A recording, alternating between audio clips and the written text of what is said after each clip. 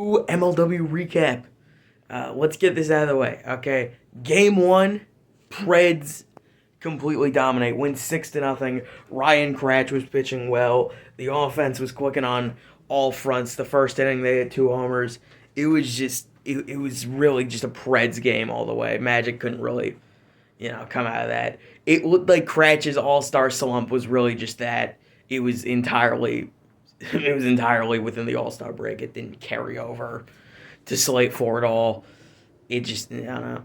It was just the hitting looked very well. What we expect out of the Preds every game at this point. I mean, they were 6-3 heading into the series, leading the AL. But then game two happened. Okay, it looked like it would be the same. Preds led early, 3-0, I think. Okay. Then Levi Fleer, he just forgot how to throw a wiffle. He just forgot how to throw a wiffle ball.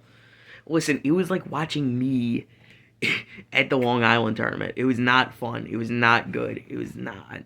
I need a warm up. It just was not ideal pitching.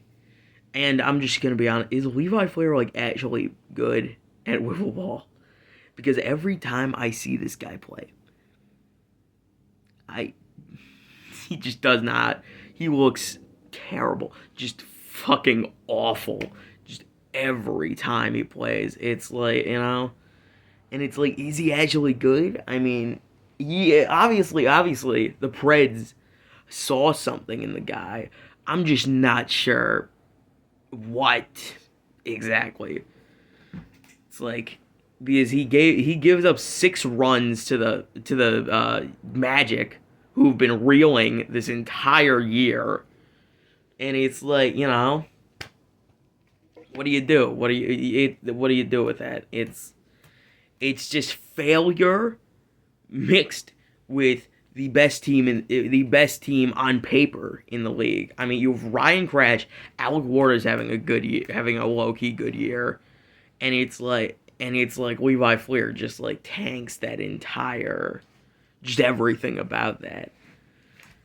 It's like he's very clearly the problem with the team, and they lose that game. They lose game two, which is not what Preds fans were hoping for. They were hoping for a sweep of the Mallard, for the sweep of the Magic. Game three happens.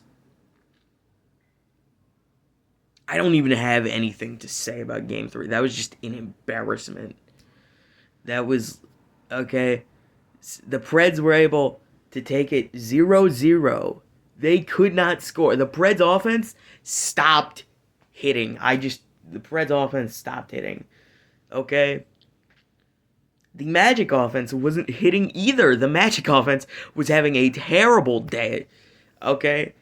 They come off game two, they score 6 runs, and then they just, that was enough offense for them, apparently. Then, 4th inning happens. They load up the bases for Grant Miller. Gramps, okay, as I like to call him.